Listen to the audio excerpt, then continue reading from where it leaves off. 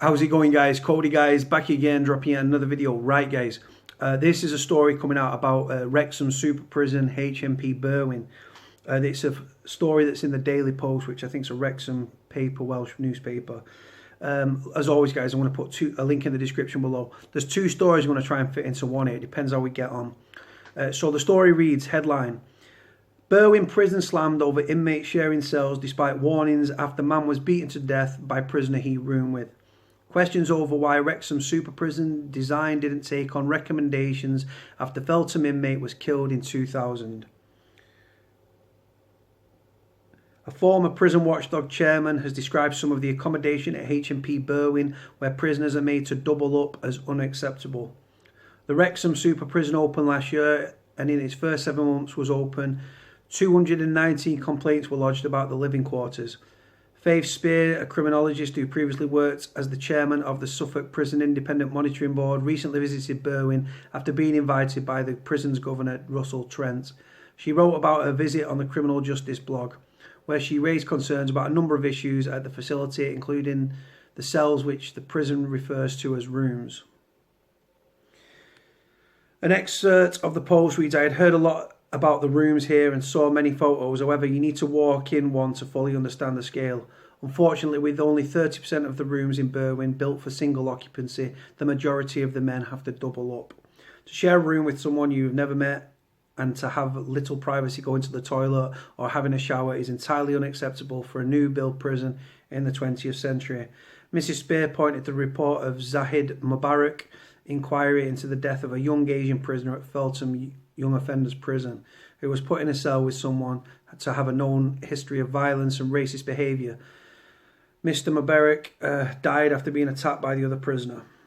The report was published in 2006, 11 years before HMP Berwyn opened, and it made the following 3 recommendations about enforced cell sharing. The elimination of enforced cell sharing should remain the objective of the prison service, and the achievement of this goal should be regarded as a high priority. The prison service should review whether the resources currently available to it might be better deployed towards achieving this goal without compromising standards in other areas, and should set a date for realising this objective. Number 3, if the resources currently available to the prison service are insufficient to produce a significant decrease in enforced cell sharing, central government should allocate further funds to the prison service to enable more prisoners to be accommodated in cells on their own. Mrs. Spear added she's astonished that the recommendations were fully implemented. She added, I'm sure I'm not the only one to be astonished that these recommendations were not incorporated into the planning of HMP Berwyn. The governor would have been aware of the report. In fact, he told me he was working at the prison at the same time the young man died. He would have known everything about what happened as a result of that. He would have been brought back in as a governor before the foundations were even laid of HMP Berwyn. Surely something has to be done. The Daily Post has approached the Ministry of Justice for comments. Right, that's the one story, guys. We're only 3 minutes in, so I can jump on from that. Right, this is about Russell Trent, the governor of HMP Berwyn. Right, again, out of the Daily Post, guys, so 2 stories in one here. The headline reads, Wrexham Super Prison governor suspended amid ongoing probe. HMP Berwyn Governor Russell Trent, former Royal Marine Commando, feted by politicians for his approach to prisons, taken off active duty. The governor of Wrexham Super Prison has been suspended. Russell Trent, who has been in charge of Berwyn Prison since it opened last year and has been feted by leading politicians for his governing style, was taken off duty last week. A frequent user of social media to highlight good work in the prison service, Mr. Trent has not posted on Twitter since August the 14th, and today the Ministry of Justice confirmed he has been suspended. A spokesperson said Mr. Trent has been suspended in accordance with our standard procedures while investigation is carried out into allegations made against him. Mr. Trent joined the prison service after a short spell as a Royal Marines Commando in 1998. He held a number of roles within the service, starting out at Young Offenders Institute, Aylesbury. Up until becoming Governor Designate of HMP Berwyn, while it was still under construction in 2015, he was in charge of HMP Brinsford in Wolverhampton. His style of prison management and the regime he introduced at Berwyn won him many plaudits, notably from former Justice Secretary Michael Gove. In 2016, when he was in charge of the prison service, Mr. Gove gave a speech to prison leaders singling out Mr. Trent's pioneering work in offender rehabilitation. He said, one of your number, Russell Trent, the governor of HMP Berwyn in North Wales, was on holiday recently where some of his plans for the prison suddenly attracted a wave of criticism. In his desire to boost rehabilitation, he had spoken of wanting to create a prison atmosphere that was close to normality to life on the outside as possible. He explained that when Berwyn opened, the men, not prisoners, would be held in rooms rather than cells. The men would have telephones in their rooms and they could ring their families and say goodnight. Prison officers would knock on the door of those rooms before entering as a basic courtesy. These cheap and simple measures, Russ pointed out, would make HMP Berwyn a decent place that would facilitate rehabilitation, and that could only be a good thing because keeping offenders from reoffending makes us all safer. As a former Royal Marine, Russell Trent is not one to shrink from incoming. Even so, he did wonder how much trouble he would get in when he returned from holiday. The answer, I'm glad to say, was none. Quite the opposite. When it comes to governing prisons, Russ' instincts are absolutely right because the principal purpose of the prison is rehabilitation. Recently, criminologist and former prison inspector Faith Spears visited Berwyn. She said, Mr. Trent appears to be on the ball, knowing the names of the men and their sentences. She added, many politely came up to me with a query or a problem they wanted resolving. If he didn't have the answer, then he signposted or agreed to meet them later. I did find it odd that he called him Russ or even Trenty. I thought that was a bit over-familiar considering the whole ethos was of respect. Yesterday, the Daily Post reported how Miss Spears raised concerns that despite being a model super prison, many of the rooms at HMP Berwyn were designed in such a way that meant super prisoners shared a cell. She said, to share a room with someone you've never met and to have so much little privacy, going to the toilet or even having a shower is entirely unacceptable for a new build prison in the 21st century.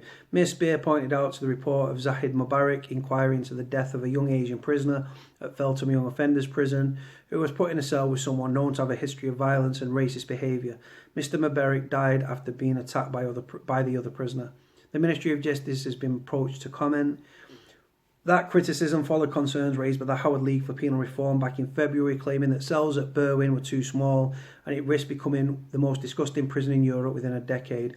When Berwyn was opened 19 months ago, it was dubbed by some as the cussiest jail in England, with phones and laptops in cells, a 3G football pitch, gym, workshop and games areas. Run along United Nations Mandela rules, which aims to make prison life as similar to life on the outside as possible, it won plaudits for its approach to rehabilitation. But the prison was earlier this month criticised again by the Howard League for Penal Reform for handing out the equivalent of 9 years extra jail time for unruly inmates, which critics have said the recipe for creating an unhealthy prison environment. In a series of high-profile incidents, many drug-related, have seen the 2,000 capacity prison back in the headlines regularly since it opened.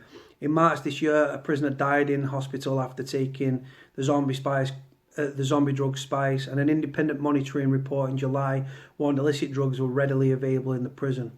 After the independent monitoring report in July, which has praised the work done by Governor Trent and his team, Prisons Minister Rory Stewart said, I'm delighted the prison has been praised for the great job it's done, reforming offenders, helping them to learn new skills and working closely with local employers to find jobs for when they are released. The high rates of drug use by prisoners remain a serious issue. We're already taking action to combat this, including training sniffer dogs, rolling out body scanners, and investing £14 million a year to disrupt organised crime in prisons. Now, sorry guys, I'm trying to whip through that as quick as I can. Right, the thing is, telling a prisoner that it's not a cell, it's a room, right? Then prisoners are not stupid, right? They know it's a cell. They're still locked behind a door. They can't get out. It's a cell. Simple fact is, it's a cell. A cell is a cell. Calling it a fucking room, it doesn't aid rehabilitation. It's not going to reduce reoffending. Absolutely clueless. And the Mandela rules and stuff. Nice thought, but it's not practical. It's not going to work. Russell Trent has been suspended, guys, right? But there's I was tweeting about this last night. There was a post in July, right? There's a Facebook page called Know the Danger, right? It's run by former prison officers, or serving prison officers, should I say. And one of the posts in July was that the Prison Officers Association had passed a vote of no confidence in Russell Trent, or Russ Trent, whatever he's called, right? And that they'd offered apparently the governor had offered out officers in the car park. Do you know what I mean? So he's out of post. I don't think he'll be coming back anytime soon. Like I say, it doesn't aid rehabilitation. The amount of stories, guys, that have come out about Berwyn Prison, it's not even full. Not even. I don't even think it's half full.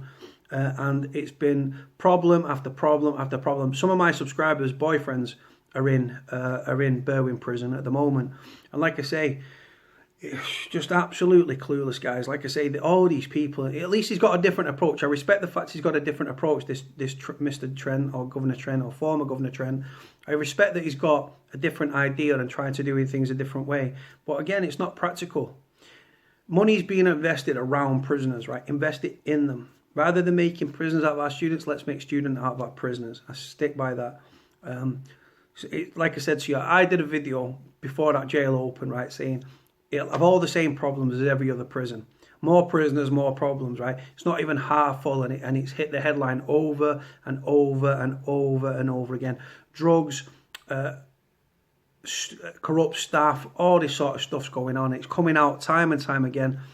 And it's supposed to be the first prison of its kind. Simple fact is it's failing. 215 million pounds that prison costs. And it's just an expensive waste because, again, it's not working. On that note, guys, I'm going to leave it here. Links will be in the description below. Like, comment, subscribe. Cody out.